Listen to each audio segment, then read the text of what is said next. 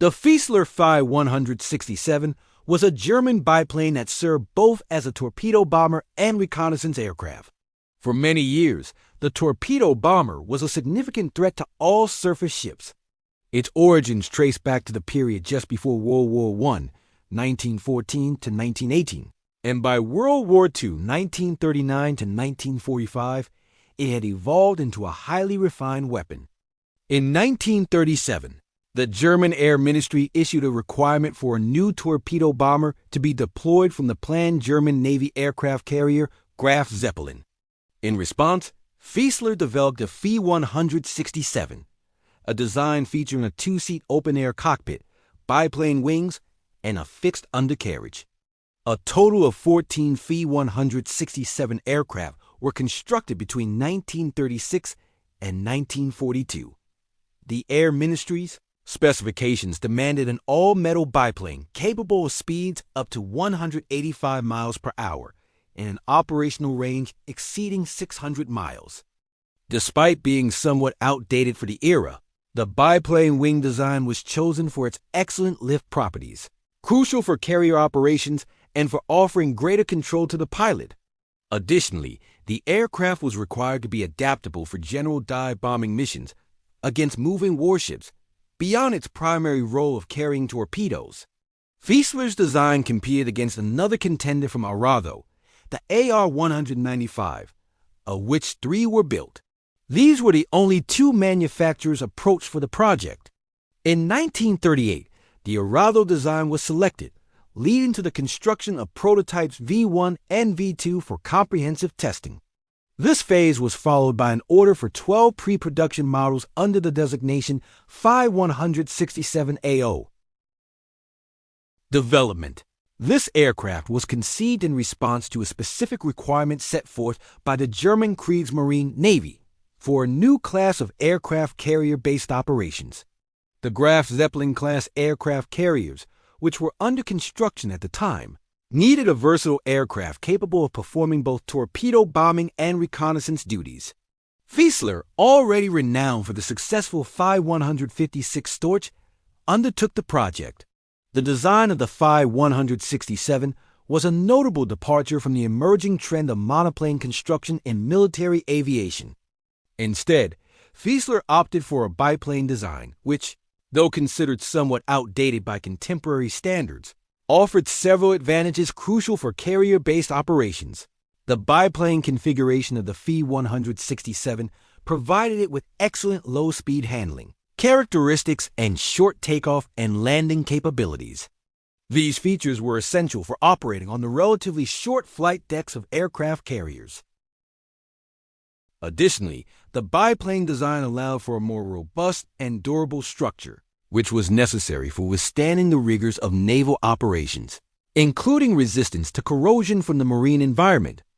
In terms of its construction, the Fi 167 was primarily built with metal, a choice that lent it both durability and reliability.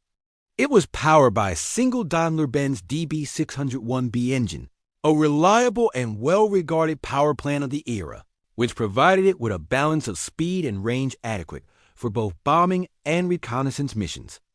The Fi 167's armament and payload capabilities were also a key aspect of its design. It was equipped to carry torpedoes for anti-ship missions, as well as a range of bombs for conventional bombing roles. For reconnaissance tasks, it featured the necessary equipment for long-range observation and intelligence gathering. Despite its promising design, the Fi 167 faced a significant obstacle.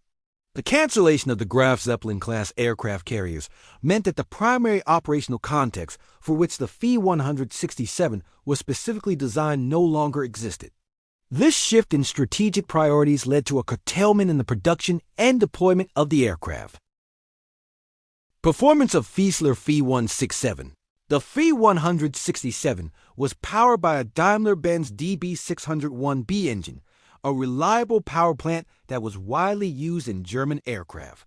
This engine provided the Fi 167 with a good balance of speed and power, making it suitable for both its intended torpedo bombing and reconnaissance roles. The biplane's maximum speed was modest compared to contemporary monoplanes, but it was sufficient for the tasks it was designed for. One of the most notable performance characteristics of the Fi-167 was its exceptional short takeoff and landing STOL capability. This feature was crucial for operations from the deck of an aircraft carrier, where space was limited. The aircraft's biplane design, with a larger wing area relative to its size, allowed for greater lift at lower speeds, which was essential for stall performance. In terms of operational capabilities, the Fi-167 was versatile. For torpedo bombing missions, it could carry a single heavy torpedo, a load significant enough to pose a threat to enemy shipping. For conventional bombing roles, it had the capacity to carry a variety of bombs, making it adaptable to different types of bombing missions. As a reconnaissance aircraft, the Fi-167 was equipped with the necessary equipment for observation and intelligence gathering. Its range and endurance made it suitable for extended reconnaissance missions, an essential aspect of naval warfare where gathering intelligence on enemy movements and positions was crucial. Fieseler Fi 167 maneuverability. The Fi-167's handling and maneuverability were other important aspects of its design. The biplane configuration provided a high degree of control and stability, which was beneficial in the often turbulent conditions encountered at sea. This stability, combined with the aircraft's good low-speed handling, made it relatively easy to fly, an important consideration for pilots operating in the challenging environment of an aircraft carrier.